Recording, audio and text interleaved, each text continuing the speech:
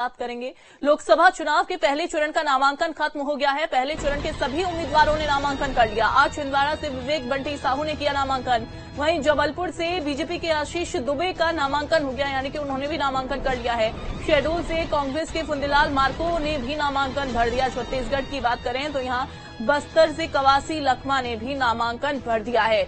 बस्तर से कांग्रेस के लोकसभा उम्मीदवार हैं कवासी लखमा।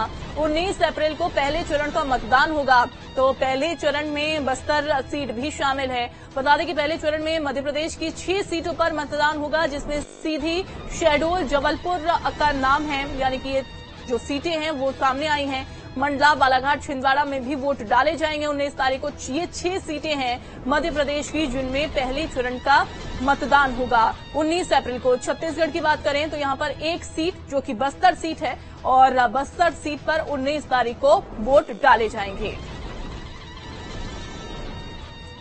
लोकसभा चुनाव के पहले चरण का नामांकन फिलहाल खत्म हो गया है।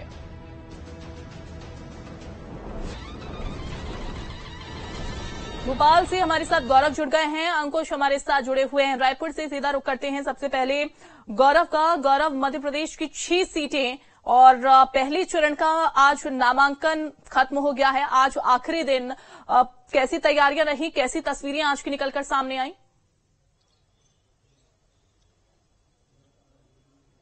देखिए, बिल्कुल 19 तारीख को 6 लोकसभा सीटों के लिए मतदान होना है, जिसमें सीधी शहडोल, जबलपुर, मंडला, बालाघाट और छिंदवाड़ा है। और इन सीटों को लेकर नामांकन दाखिल हो चुके हैं।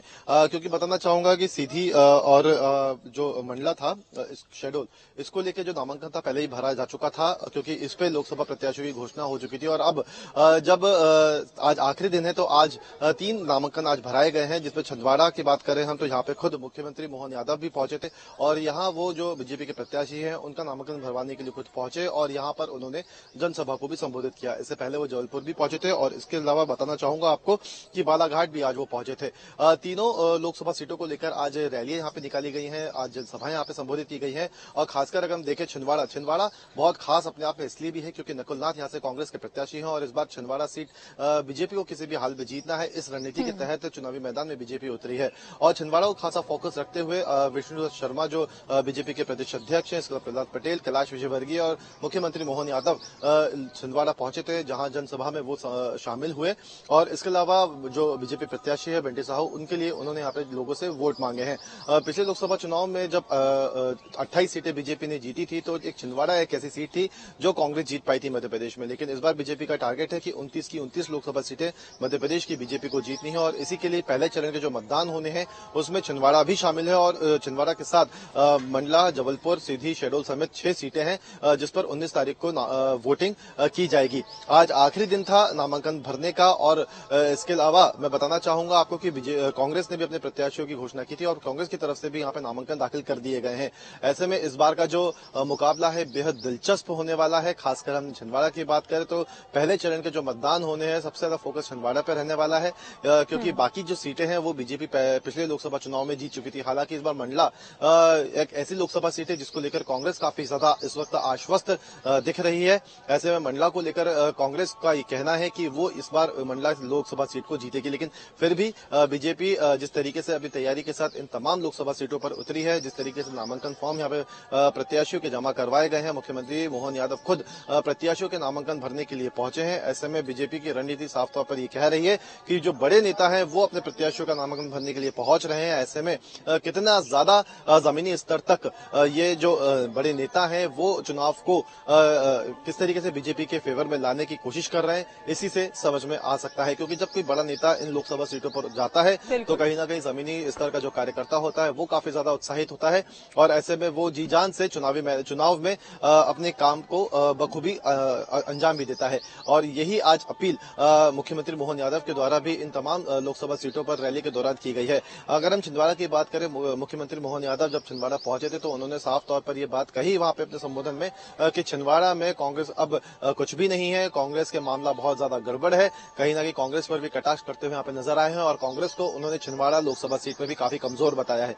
हालांकि किस तरीके से यहाँ पे बीजेपी अपनी जीत दर्ज करती है वो देखना बड़ा दिलचस्प होगा, लेकिन 6 लोकसभा सीटों को लेकर 19 तारीख को पहले चरण के मतदान में वोटिंग होनी है और इसको लेकर जो बीजेपी ने अपनी तैयारियां हैं वो बखूबी हम इस तरीके देख सकते हैं कि रैलियां लगातार यहाँ पे बीजेपी की तैयारियां भले ही पूरी हों, तैयारियां बीजेपी कर भी रही हो ज्यादा से ज्यादा, लेकिन कांग्रेस के सामने भी एक बड़ी चुनौती है छिंदवाड़ा की जो सीट है वो उसे बचाए रखना। अंकुश, बस्तर की सीट पर जो कि पहले चरण का मतदान 19 तारीख को किया जाएगा, हालांकि छत्तीसगढ़ में एक ही सीट चुनी गई है बस्तर सीट, और नामांकन भी देखिए आज हो गया है। कवासी लखमा ने अपना नामांकन दाखिल कर लिया है। तस्वीरें कैसे निकलकर सामने आई, इसके अलावा कवासी लखमा कितने आश्वस्त नजर आए?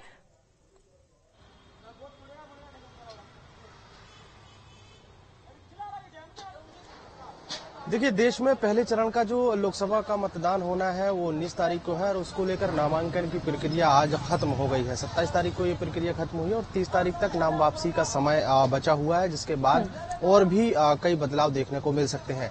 छत्तीसगढ़ की एक बात सीट यानी बस्तर लोकसभा से 12 उम्मीदवारों ने अपने नामांकन दाखिल किए हैं, जो नामांकन अब तक वैध पाए गए। हालांकि 30 तारीख के बाद तमाम तस्वीर जो है वो साफ हो पाएगी। मुख्य राजनीतिक दलों की अगर बात करें तो कवासी लखमा कांग्रेस पार्टी से प्रत्याशी हैं और उन्होंने अपना नामांकन दाखिल कर दिया है। दूसरा अगर बात करें तो महेश राम कश्यप जो भारतीय जनता पार्टी की तरफ से प्रत्याशी बनाए गए हैं, उन्होंने भी अपना नामांकन दाखिल कर दिया है। इसी तरीके से हमर राज पार्टी, राष्ट्रीय जनसभा party, Bahujan Samajwadi party, CPI, सर्व दलीय आदि दल और निर्दलीय, गोंडवाना गणतंत्र पार्टी, आजाद जनता पार्टी, स्वतंत्र दल और भारतीय साक्षर पार्टी, मतलब ये 12 उम्मीदवारों के नाम जो है स्पष्ट हो चुके हैं और अलग अलग राजनीतिक दलों से इन्होंने अपना नामांकन दाखिल कर दिया है। अब अगर मुकाबले की बात करें तो स्वाभाविक तौर पर जिस तरीके से छत्तीसगढ़ के बस्तर लोकसभा सीट से इतिहास जो वहां का रहा है, वहां पर या तो बीजेपी या कांग्रेस की जीत होती हुई नजर आई है। तो इस बार भी दोनों ही प्रमुख और राष्ट्रीय दल जो है वो चुनावी मैदान में है और चुनावी मैदान में रहने के बाद यहाँ पर भारतीय जनता पार्टी की तरफ से भी और कांग्रेस पार्टी की तरफ से भी शक्ति प्रदर्शन के साथ यहाँ पर नामांकन दाखिले की प्रक्रिया संपन्न कराई गई है। कांग्रेस पार्टी के कवासी लखमा पूर्व मंत्री हैं, बस्तर संभाग से ही वो आते हैं और 6 बार के वो विधायक रहे हैं, 1 बार के मंत्री रहे हैं। तो ऐसे में आदिवासी वर्ग में उनकी मजबूत पकड़ मानी जाती है। दूसरा प्लस पॉइंट कांग्रेस के पास ये है कि वर्तमान में भी अभी जो सांसद हैं वहां से दीपक बैज वो कांग्रेस पार्टी की तरफ से जीत कर आए थे और हालांकि उनका टिकट काटकर कवासी लखमा को वहां पर चुनावी मैदान में उतारा गया। दूसरी अगर हम बात करें बीजेपी की तरफ से तो महेश राम कश्यप को बीजेपी ने अपना कैंडिडेट बनाया। बीजेपी महेश राम कश्यप भी भारतीय जनता पार्टी से मजबूत पकड़ रखने वाले आदिवासी नेता हैं। तो उस क्षेत्र में दोनों ही राजनीतिक दलों के दोनों ही राजनीतिक कैंडिडेट आदिवासी वर्ग से आते हैं और दोनों ही अपने अपने क्षेत्रों में मजबूत स्थिति रखते हैं। हालांकि अब ये चुनाव के जो परिणाम, ये जो मुकाबला रहेगा, चूंकि यहाँ पर हम देख रहे हैं कि दोनों ही आदिवासी चेहरे और कितना कड़ा मुकाबला इस दौरान देखने को मिल सकता है। और बाकी जो अन्य कैंडिडेट्स हैं, क्या यहाँ पर जो वोट प्रतिशत है वो बढ़ सकता है? क्योंकि कई बार हमें ये भी देखने को मिलता है कि दो अगर यहाँ मान लीजिए कि कांग्रेस पार्टी का कैंडिडेट है, बीजेपी पार्टी का कैंडिडेट है, इसके अलावा कुछ ऐसे भी होते हैं जो अन्य पार्टियों से खड़े हो जाते हैं प्रत्याशी, वोट बैंक कहीं ना कहीं बढ़ता हुआ नजर आता है। कितना कड़ा मुकाबला बस्तर में देखने को मिलेगा?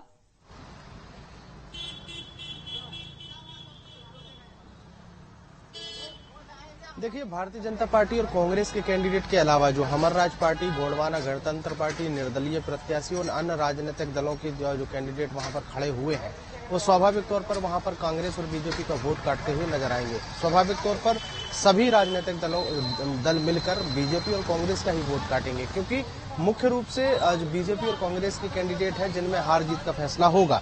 लेकिन सबसे महत्वपूर्ण बात यह है कि वो पूरा लोकसभा सीट आदिवासी बाहुल लोकसभा सीट है और जितने भी कैंडिडेट खड़े हुए हैं वो ज्यादातर आदिवासी वर्ग से आते हैं। तो स्वाभाविक तौर पर आदिवासी वोट जो है वो आदिवासी कैंडिडेट के ही कटते हुए नजर आएंगे।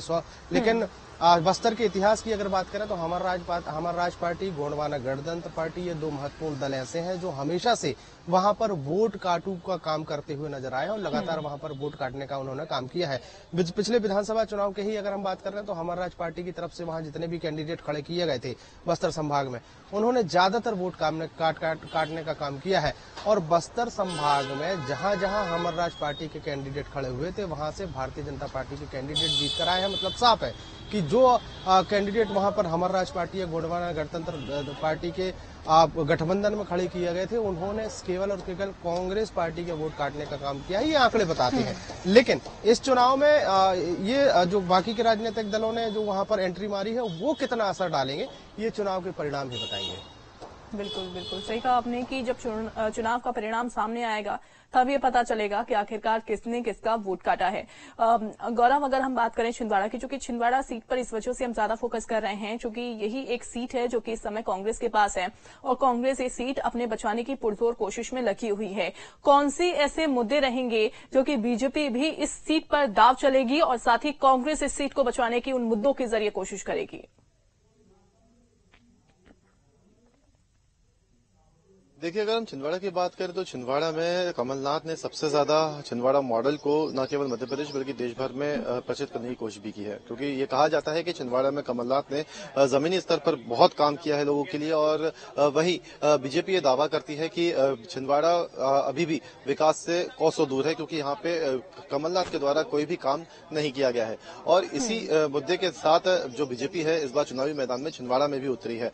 देखिए, इसके अलावा हम राष्ट्रीय मुद्दों की बात करें, चाहे हम राम मंदिर बात करें, 370 की बात करें या अन्य जो राष्ट्रीय मुद्दे हैं उनको भी जोशों से उठाने की कोशिश की जा रही है। तो वहीं जिस तरीके से मध्य प्रदेश सरकार लगातार पिछले कुछ महीनों से काम करती हुई हमें नजर आ रही है, फिर हम चुनाव के पहले की बात करें, चुनाव के बाद की बात करें, उसके बाद से ही छिंदवाड़ा का जो लोकसभा सीट रहा है उसको लेकर खासी तैयारियां बीजेपी की देखने को मिली है, क्योंकि विधानसभा चुनाव जब संपन्न हुए थे उसके बाद से ही छिंदवाड़ा जाना शुरू कर दिया था बड़े नेताओं ने। और ऐसे में छिंदवाड़ा के जो जमीनी स्तर के मुद्दे हैं उसको जोश से उठाने की यहाँ पे बीजेपी की कोशिश रहेगी और ये साबित करने की कोशिश रहेगी कि विकास के मामले में छिंदवाड़ा अभी भी कोसों दूर रहा है। और ऐसे में अगर बीजेपी यहां से सत्ता में आती है और बीजेपी का अगर कोई सांसद यहां से चुनकर आता है तो छिंदवाड़ा के अंदर जो विकास कार्य है वो और ज्यादा तेजी से आगे बढ़ाए जाएंगे। इसके अलावा राष्ट्रीय मुद्दे तो हावी हैं ही इस बार के चुनावों में, जैसे कि मैं राम मंदिर के मुद्दे की बात लगातार करते हुए आ रहे हैं कि जिस तरीके से राम मंदिर का मुद्दा भी इस बार के लोकसभा चुनाव में एक बड़े मुद्दे के तौर पर बीजेपी पेश कर रही है। तो कहीं ना कहीं ऐसे बहुत सारे लेकिन मुद्दे ये मुद्दे कितने सही साबित होते हैं, किसके पक्ष में जाते हैं, वो भी हालांकि देखना होगा, उसका इंतजार करना होगा जब रिजल्ट सामने आएगा। बहुत शुक्रिया आप दोनों का। आगे बढ़े